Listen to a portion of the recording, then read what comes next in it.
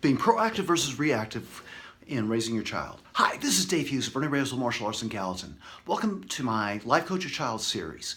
Today we're going to be talking about how to plan out and visualize and create a vision for your child of who they're going to become at their highest potential and help them to realize that potential.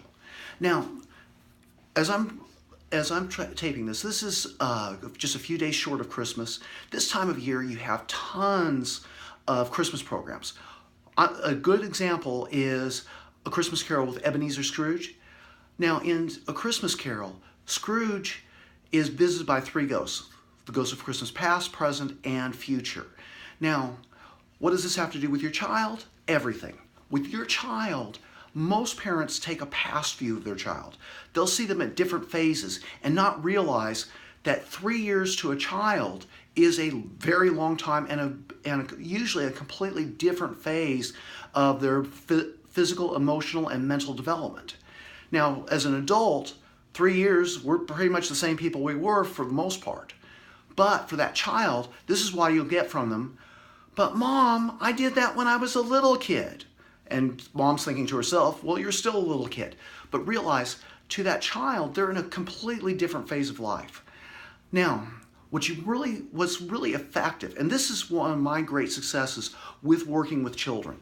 I have parents and teachers come up to me all the time and compliment on how the results that I get for children. Now, I'm not saying this to impress you or to blow my own horn, but I'm going to share with you the strategy that I use to be effective with this.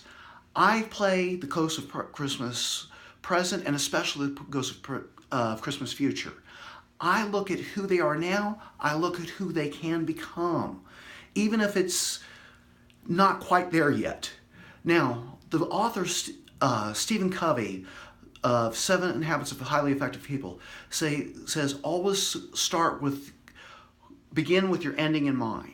To set your goal long-term, look at what your long-term results are and what you want to get in that, and make sure that you're always heading in that direction.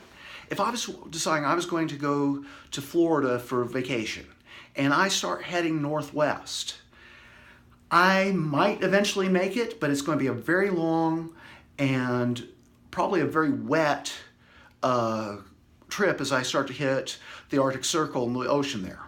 Now, you want to take the most available route and dial it into where you want to go. And if you don't have a plan or you don't have a vision for that, and you haven't shared that vision with your child, it's much, much harder to realize.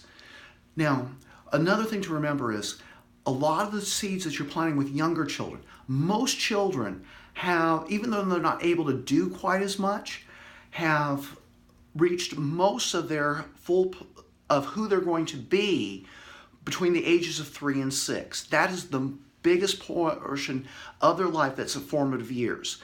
Now, most of their habits and their core of their personality, most experts will agree, have been set by that time. That's why in the martial arts, there's a big controversy in my field. Should we be teaching children this age? Well, they don't have the coordination, they don't have the strength.